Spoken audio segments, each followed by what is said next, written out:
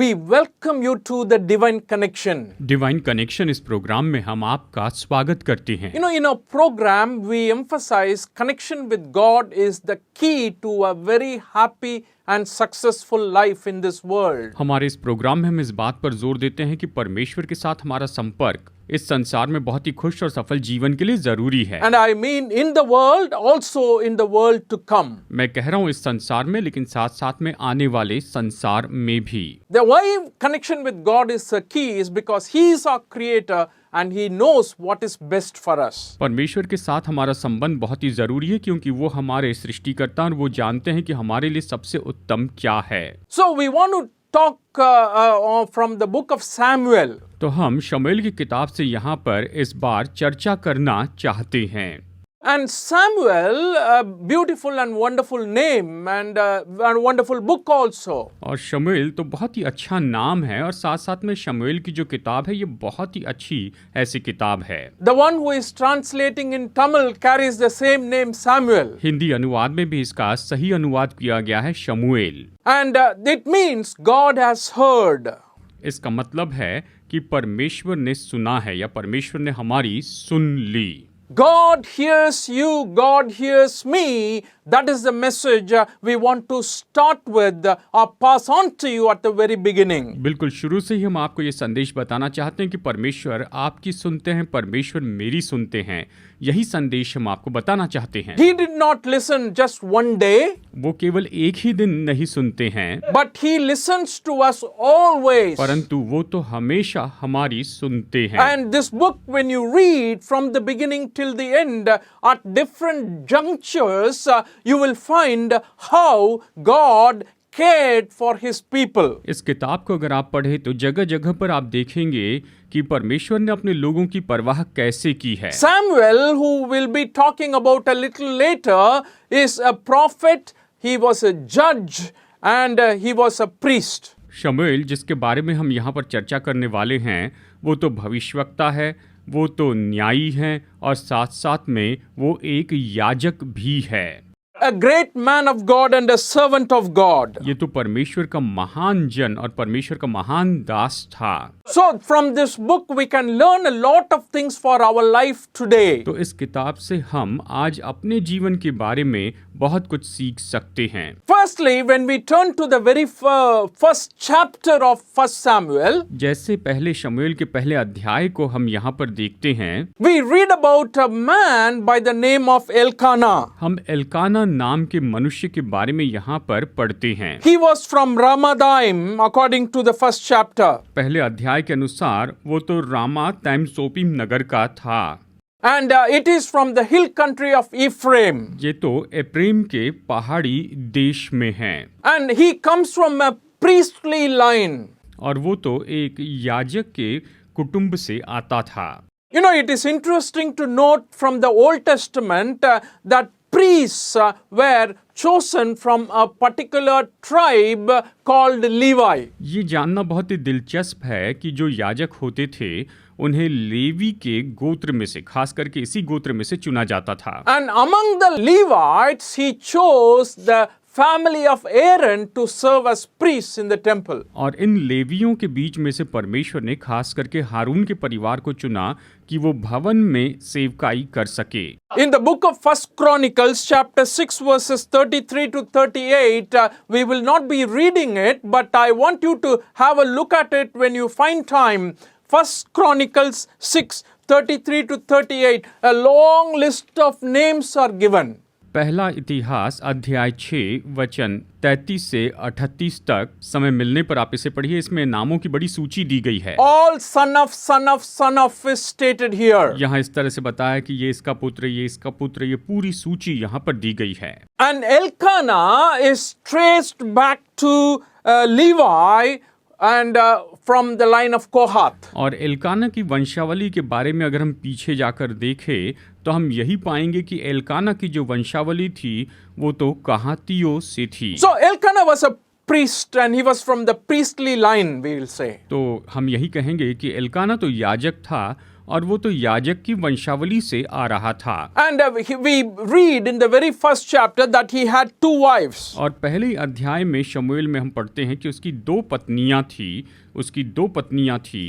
One is Peninnah and the other one is Hannah. एक तो पनिन्ना थी और दूसरी जो थी वो तो हन्ना थी। Peninnah had children and Hannah did not have any children. Peninnah के तो बच्चे थे लेकिन हन्ना के कोई बच्चे नहीं थे। So every year Elkanah used to go and worship the Lord at Shiloh where Eli was serving as the high priest. तो हर साल एल्काना अपने परिवार के साथ में शिलो को परमेश्वर की सेवा करने के लिए जाता था और वहां पर उस समय एली महायाजक हुआ करता था। So it's wonderful to know that he went as a family and offered sacrifices to the Lord. ये अच्छी बात है कि वो परिवार के रूप में वहां पर जाता था और परमेश्वर के लिए बलिदान चढ़ाया करता था। So every time when the turn comes for Elkanah to sacrifice, he would give best and almost double portion to Hannah, and to Peninnah also he will give, but for Hannah he will give more. जब भी साल में एक बार Elkanah को वहां पर जाना पड़ता था कि वो बलिदान चढ़ाए तो वो दुगना भाग जो है वो तो हन्ना को दिया करता था और एक भाग वो पनिन्ना को देता था। And we read in the scriptures that he loved Hannah more, very, very much. और हम वचन में ये भी पढ़ते हैं कि वो तो हन्ना से बहुत ज्यादा प्रेम रखता था। Hannah did not have a child. हन्ना की कोई संतान नहीं थी। But her rival, Peninnah, started insulting her and which made her to feel very bad because she was barren.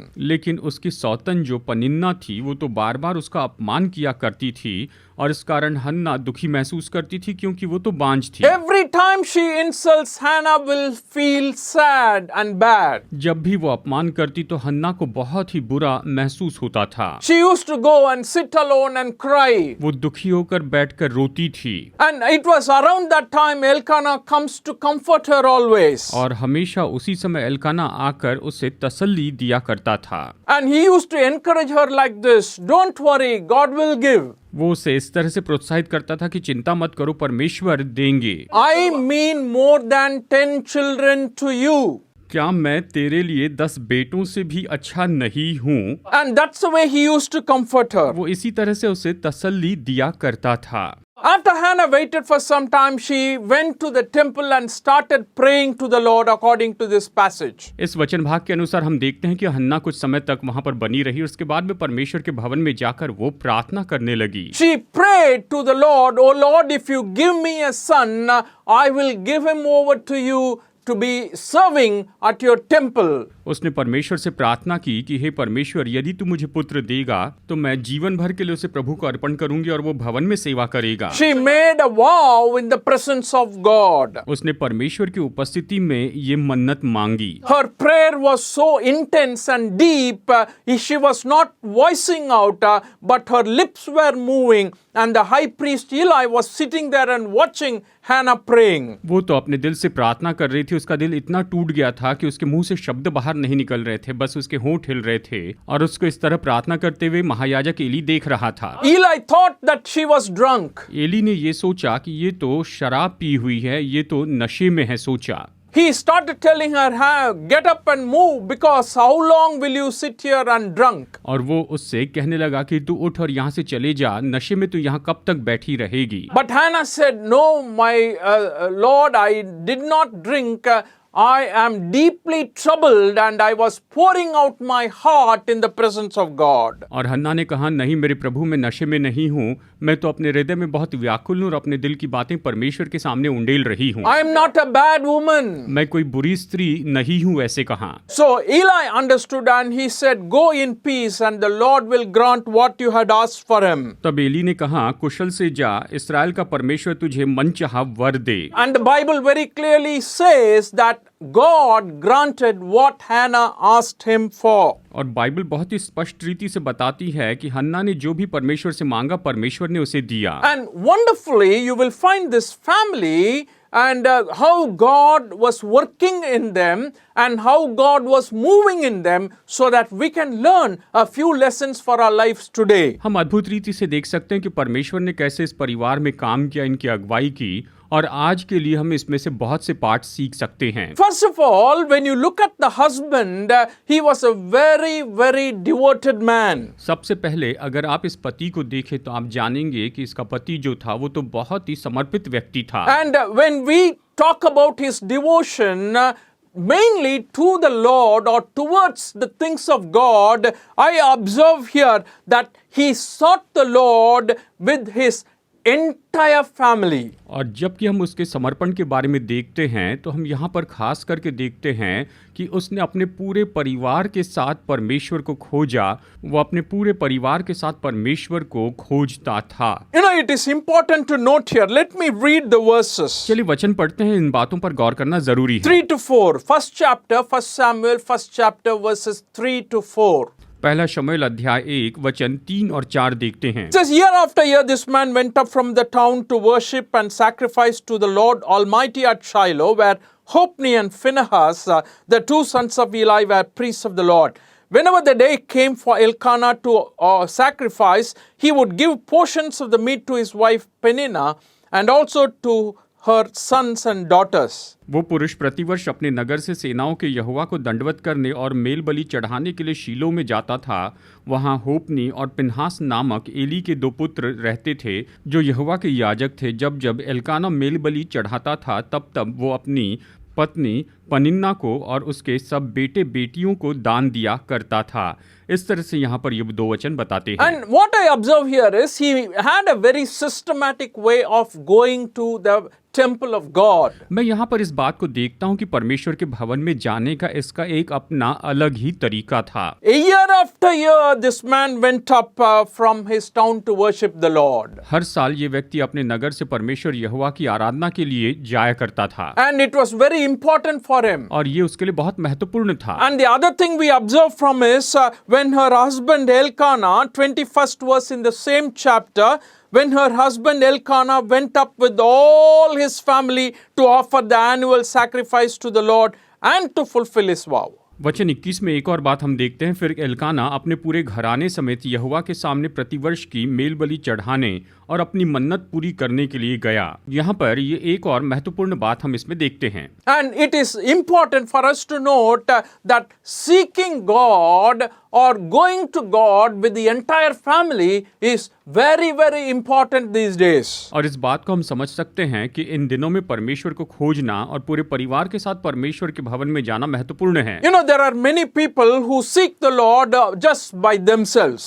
ऐसे भी बहुत से लोग हैं जो केवल खुद ही परमेश्वर को खोजते हैं। They are not concerned about the family. वो परिवार के बारे में परवाह नहीं करते। Today, many heads of the family don't go to church. आज परिवार के बहुत से मुखिया चर्च में नहीं जाते हैं। They sit at home or do some work and watch TV or read newspaper. वो घर में बैठते हैं या कुछ काम करते हैं, टीवी देखते हैं या अखबार पढ़ते हैं। But they tell the family, you go to church, you go and worship the Lord. लेकिन वो अपने परिवार से कहते हैं कि तुम चर्च में जाओ, तुम जाओ, परमेश्वर की आराधना करो। And that is where we find this weakness in today's Christian faith, where we learn from Elkanah that he went as a family to worship the Lord. आज मसीह विश्वास में हम इसी कमजोरी को देखते हैं। हमें यहाँ पर एल्काना से सीखना चाहिए। वो तो परिवार के रूप में परमेश्वर की आराधना के लिए जाता था। Sometimes husband and wife may come, children won't come. कई बार ऐसा होता है कि पति पत्नी दोनों आते हैं लेकिन बच्चे नहीं आते हैं। And what I'm saying is, friends, it is important to worship God. It is important to go to church as a family. मैं यही कह रहा हूँ दोस्तों, परमेश्वर की आराधना करना बहुत ही महत्वपूर्ण है और परिवार के रूप में जाकर हमें उसकी आराधना करनी चाहिए। Because God looks at you like that. You are a family. परमेश्वर आपको ऐसे ही देखते हैं, आप तो एक परिवार हैं। God loves you as a family. परिवार के रूप में प्रभु आपसे प्रेम करते God हैं। does not want one person from the family to be lost. परमेश्वर नहीं चाहते कि परिवार का एक सदस्य भी खो जाए। In the book of Hebrews chapter 11 verse 7 we read like this, by faith Noah, when warned about things not yet seen, in holy fear built an ark to save his family. इब्रानियों अध्याय 11 वचन 7 में हम पढ़ते हैं, विश्वास ही से नूह ने उन बातों के विषय में जो उस समय दिखाई न पड़ती थी चेतावनी पाकर भक्ति के साथ अपने घराने के बचाव के लिए जहाज बनाया। इस तरह वचन बताता है। So you understand that when he built the ark, the concern was the family also. That is one of the primary concern he had. तो आप इस बात को जानते हैं कि जब उसने जहाज बनाया तो उसकी मुख्य बात तो उसके परिवार की परवाह थी, और वो अपने परिवार की इतनी परवाह करता था। And everywhere, in a lot of places, in the book of Joshua, he says in the last chapter, me and my household, we will serve the और Lord. बहुत सी जगह पर, यहाँ तक कि यहोशू के आखिरी अध्याय में यहोशू खुद कहता है कि मैं और मेरा घराना परमेश्वर की आराधना करेंगे। Dear friends, are you someone who is seeking the Lord as a family? मेरे दोस्तों, क्या आप ऐसे व्यक्ति हैं जो परिवार के रूप में परमेश्वर को खोजते जा रहे हैं? And if you are someone who is planning to, by all means, try it out, do it immediately. अगर आप ऐसे व्यक्ति हैं तो निश्चय ही हर एक तरीके से आप कोशिश कीजिए, हर संभव तरीके से कीजिए। Elkanah went to worship the Lord to the temple with his family year after year. Elkanah हर साल अपने परिवार के साथ परमेश्वर के भवन में आराधना करने के लिए जाता था। And we read it in the 5th to 8th verse of the 1st chapter. हम पहले अध्याय के वचन 5 से 8 में इसके बारे में पढ़ सकते हैं। It says, but to Hannah he gave a double portion because he loved her, and the Lord had closed her womb. Because the Lord had closed Hannah's womb, her rival kept provoking her in order to irritate her. This went on year after year. And whenever Hannah went up to the house of the Lord, her rival provoked her till she wept and would not eat. Her husband Elkanah would say to her, Hannah, why are you weeping? Why don't you eat? Why are you downhearted? Don't I mean more to you than 10 sons? वचन 5 से 8। परंतु हन्ना को वो दूना भाग दिया करता था, क्योंकि वो हन्ना से प्रीति रखता था। तो भी यहोवा ने उसकी कोख बंद कर रखी थी, परंतु उसकी सौत इस कारण से कि यहोवा ने उसकी कोख बंद कर रखी थी, उससे अत्यंत चिढ़ाकर कुढ़ाती रहती थी। वो तो प्रतिवर्ष ऐसा ही करता था, और जब हन्ना यहोवा के भवन को जाती थी तब पनिन्ना उसको चिढ़ाती थी, इसलिए वो रोती और खाना न खाती थी। इसलिए उसके पति एल्काना ने उससे कहा, हे हन्ना, तू क्यों रोती है और खाना क्यों नहीं खाती, और तेरा मन क्यों उदास है? क्या तेरे लिए मैं 10 बेटों से भी अच्छा नहीं हूँ? Here we understand that Elkanah comforted his wife. यह हम समझते हैं कि एल्काना ने अपनी पत्नी को तसल्ली दी थी। And in this situation, in this great difficulty with another wife he had, they were going through a very tough time. देखिए, इस समय में उसकी जो दूसरी पत्नी थी उसके कारण बड़ी मुश्किल से जा रहे थे। But he used to say, Hannah, why are you weeping? तो वो कहता था, हन्ना, तू क्यों रो रही है? Please eat. तू खाना खा। So that's the way he comforted her. इस तरह वो उसे तसल्ली देता था। This shows Elkanah actually loved his wife very deeply. ये दिखाता है कि एल्काना अपनी पत्नी हन्ना से बहुत ही ज्यादा प्रेम करता था। Elkanah was a wonderful husband. Elkanah तो बहुत ही अच्छा ऐसा पति था। And Bible very clearly says in Ephesians 5:25, husbands, love your wives just as Christ loved the church and gave himself up for her. इफिसियों 5:25 स्पष्ट बताता है, हे पतियों, अपनी अपनी पत्नी से प्रेम रखो, जैसा मसीह ने भी कलीसिया से प्रेम करके अपने आप को उसके लिए दे दिया। इस तरह कहता है। So in that same context, in the 23rd verse we read, a husband is the head of the wife just as Christ is the head of the church, his body, of which he is the savior. वचन 23 में हम पढ़ते हैं, पति पत्नी का सिर है, जैसे कि मसीह कलीसिया का सिर है और स्वयं की देह का उद्धार करता है। इस तरह ये वचन बताता है। So when you read these passages, Bible is encouraging us to love our wife, also to comfort her and to strengthen her and to stand by her during these times of trials. तो जैसे हम इस वचन भाग को पढ़ते हैं तो हम यहाँ पर पाते हैं कि बाइबल हमें प्रोत्साहित करती है कि हम अपनी पत्नी से प्रेम रखें, उसे तसल्ली दे और उसके साथ में खड़े रहें। So what I appreciate about Elkanah is he did not love his wife because of the children. Elkanah के बारे में हम ये सीखते हैं कि केवल बच्चों के कारण वो अपनी पत्नी से प्रेम नहीं रख रहा था। You know, sometimes today families think I will have love only if my wife has children. आज परिवार में लोग ये सोचते हैं, अगर मेरी पत्नी के बच्चे होंगे तभी मैं उससे प्रेम रखूंगा। I do agree children are a gift from God. मैं इस बात से सहमत हूँ कि बच्चे परमेश्वर की ओर से वरदान हैं। But that is not the criteria on which we base our affection and love for the wife. लेकिन ये वो क्राइटेरिया नहीं है जिसके आधार पर हम अपनी पत्नी से प्रेम रखें। And Elkanah is a wonderful model for husbands to follow today. और एल्काना तो एक बहुत ही अच्छा आदर्श है जिसका आज पति लोग उपयोग कर सकते हैं। He believed in God. उसने प्रभु पर विश्वास किया, He loved his wife. उसने अपनी पत्नी से प्रेम And किया। only one more thing I want to share and close. और अंत में एक ही बात बताना चाहूंगा, Together with his wife, he fulfilled the vow she made in the temple. अपनी पत्नी के साथ उसकी पत्नी ने जो भवन में मन्नत मांगी थी, उस मन्नत को उसने पूरा किया। What a wonderful event we are reading in this chapter. इस अध्याय में हम कितनी अद्भुत घटना पढ़ रहे हैं। Whatever Hannah was going through when she poured out her heart to the Lord, God heard her cry and granted her a baby. जो कुछ भी हन्ना जिसमें से होकर जा रही थी, परमेश्वर ने उसकी प्रार्थना सुनी और उसे संतान की आशीष दी। God blessed them with the baby boy Samuel. परमेश्वर ने उन्हें शमूएल नामक इस बेटे के द्वारा आशीष दी। In the 21st to 23rd verse of the same chapter, we read Hannah decided to take him to the temple after he is weaned, and she wanted to leave him at the temple to serve the Lord as she had vowed to the Lord. वचन 21 से वचन 23 तक हम पाते हैं कि हन्ना जो है उस शमूएल बालक के दूध छूटने तक राह देखना चाहती थी, और उसके बाद जैसे उसने परमेश्वर से मन्नत मांगी थी वैसे वो उसे भवन में छोड़ कर आना चाहती थी। I like 23rd verse. मुझे वचन 23 बहुत पसंद है। Elkanah said to his wife, "Do what seems best to you." Her husband Elkanah told her. उसके पति एल्काना ने उससे कहा, जो तुझे भला लगे वही कर। उसने इस तरह से उससे कहा। So, my dear friends, husband, he was very considerate to his wife Hannah. मेरे प्यारे दोस्तों, एल्काना जो है वो अपनी पत्नी हन्ना की बड़ी परवाह करता था। What a wonderful thing if your husband is someone who is caring for the spiritual matters, caring for God, a genuine expression of love. Oh, you are really blessed. आपके पति अगर परमेश्वर के बारे में परवाह करते हैं, उसकी आराधना के बारे में, तो निश्चय ये बहुत ही अच्छी ऐसी बात है। What should be done for that? तो उसके लिए क्या करना चाहिए? Is there a way? क्या कोई तरीका है? Bible very clearly says in 2 Corinthians 6:14, "Do not be yoked together with unbelievers, for what do righteousness and wickedness have in common?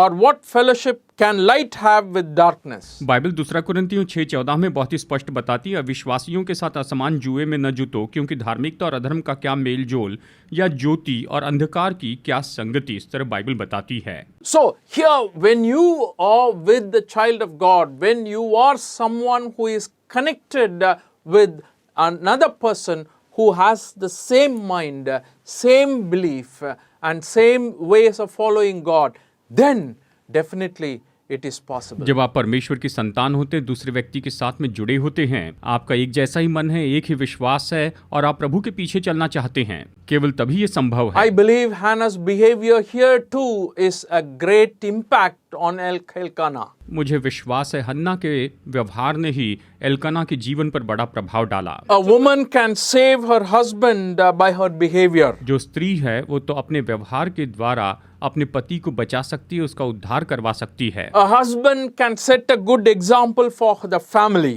और पति जो है वो परिवार के लिए एक अच्छा आदर्श बन सकता है। God wants that to happen today. परमेश्वर चाहते हैं कि आज बिल्कुल वैसे ही हो। As families, God wants us to seek Him, serve Him wholeheartedly. परिवार के रूप में परमेश्वर चाहते हैं कि हम उसे पूरे हृदय से खोजें और उसकी सेवा करें। What a great blessing this would have been for this couple in the Old Testament. पुराने नियम में इस दंपत्ति के लिए कितनी बड़ी आशीष होगी। Oh, their life is a blessing to us. इनका जीवन हमारे लिए आशीष We है। can learn from them. हम उनसे सीख सकते हैं। Seek the Lord today. आज प्रभु को आप खोजते जाएं। Go with your family. अपने परिवार के साथ में जाएं। Take your children अपने बच्चों को लेकर जाएं। and submit them and surrender them to the Lord, the God who really cares about us. और उन्हें ऐसे परमेश्वर के प्रति अधीन कर दे, समर्पित कर दे, जो सच में हमारी परवाह करते हैं। My dear friends, He loves you. मेरे प्यारे दोस्तों, वो आपसे बहुत प्रेम रखते हैं। He loves your family. वो आपके परिवार से प्रेम रखते हैं। And today, let us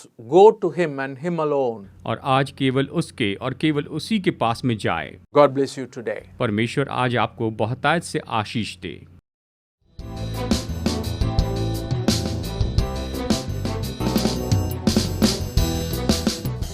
Study the Word of God in a private and personal way through our online study website, Contact number